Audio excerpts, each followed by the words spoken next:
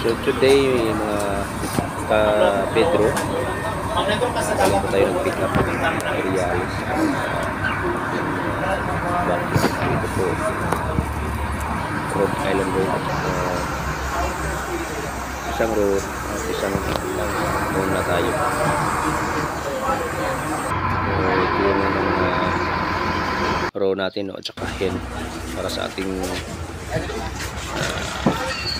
starting sa ating backyard farm. So dito na tayo, bababa na tayo mga kabaro sa mga San Pedro. So bitbit natin yung dalawa at saka may libre tayong 5 itlog, no? So mga itlog po nila ito.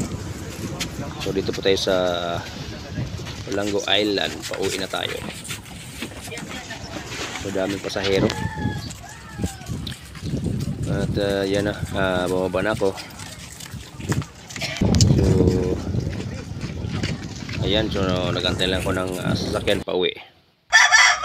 So sa wakas mga kabaro, ito na po yung nabili ko, isang Rhode Island vintage line at saka isang Rhode Island hen production type. So yan na po siyang dalawa mga kabaro, no? So napaka healthy at napakalakas, napakalaki ng pro natin. Maraming salamat pala sa may-ari nito, no? Pinagbilhan ko.